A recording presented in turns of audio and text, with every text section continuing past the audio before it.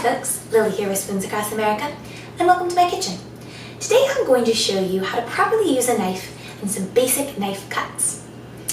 Using a knife is a super important skill for being able to follow along with a recipe, but it can be a little bit dangerous if you don't do it properly. So I'm going to show you how to make sure that you're always using a knife nice and safely.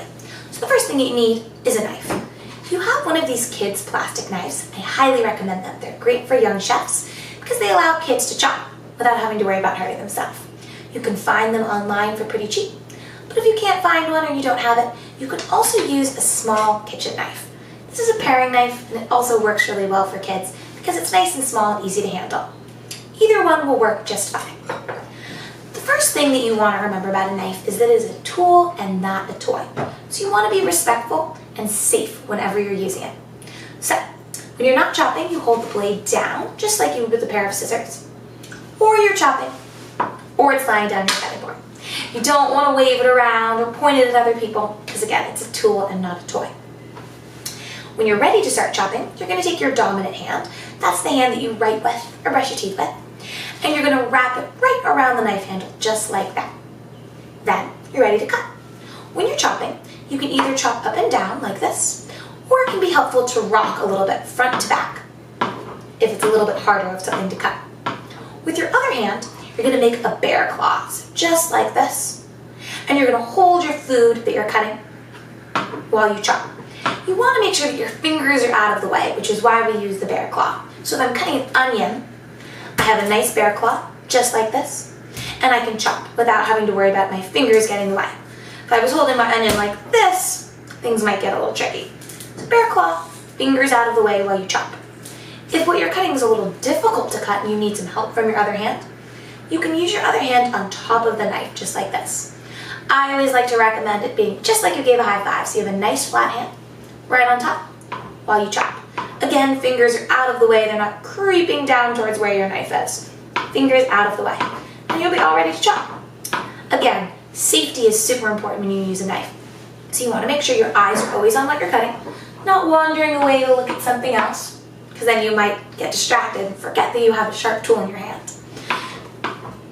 Eyes on what you're cutting, fingers out of the way, making sure that you're chopping safely, slowly, and following along with whatever you're supposed to be doing so that you don't get too distracted.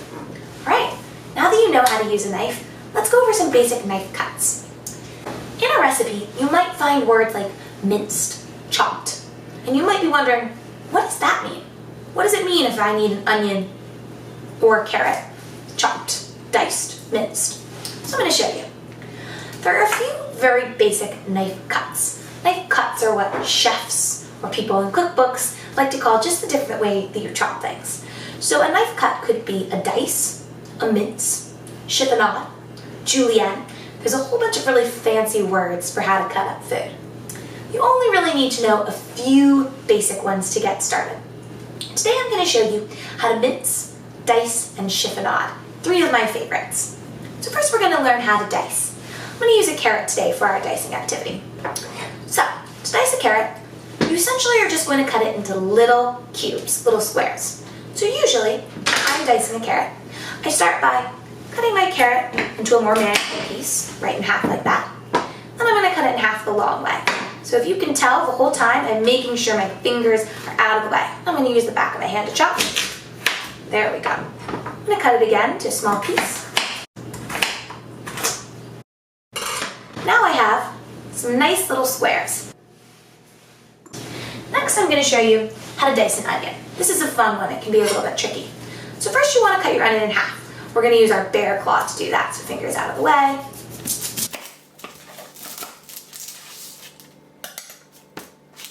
Next, we have to take off the peel. So I'm going to cut both ends.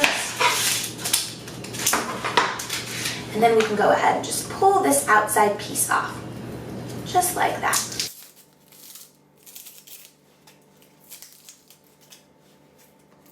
Now for dicing an onion, first you want to cut it the long way so you can stand it up. Next we're going to cut it this way to get into little strips. Finally, we're going to cut it into little cubes.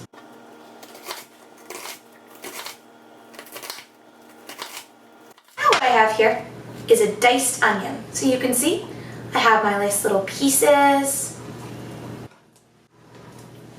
All right. Next I'm going to show you how to mince.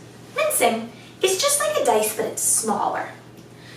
So mincing is often what garlic. So how you're going to do that is you're going to take your garlic clove, you can cut both ends off just like this, and then we have to take off the peel.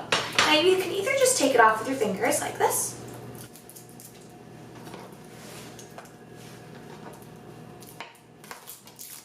or sometimes it's helpful you can put your knife on your garlic and then use the back of your hand and kind of smash it, and then your peel will often come right off. Once your garlic is peeled, we're going to cut it kind of similarly to the onion.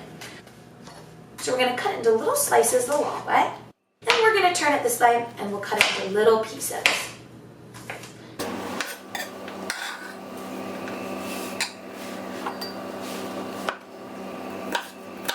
Now once you have your garlic chopped like this, you might want it to be a little bit smaller, so you can go back over it, chopping. And there we have it. The final ingredient that we are going to learn how to chop today is going to be mint. So we're going to learn how to chiffonade, and you can chiffonade mint, basil, other herbs or small leaves. You can even use this technique for kale or salad greens. Essentially what you want to do is stack up all of your leaves that you're going to be chopping right on top of each other so you have a little pile. Then you're going to go ahead and roll them super tight, and you can take your knife and slice just like this, keeping your fingers out of the way. And this will give you little thin pieces of mint. Now each of these different chopping styles, you can use them on a whole bunch of different veggies. You can dice onions, peppers, you could dice celery, you can mince garlic, ginger, anything that you need nice and small. And chiffonade again works for herbs or other types of greens. Remember, a dice is really just the size and shape of what you're cutting. So if you're dicing, you're going to end up with a little cube. If you're mincing, you end up with a teeny tiny little cube. For chiffonade, you're just getting little shreds of whatever you're chopping. I hope you enjoyed this basic tutorial on how to use a knife and some basic knife cuts. And now you should be all set, ready to tackle some chopping. I'll see you next time here in my kitchen.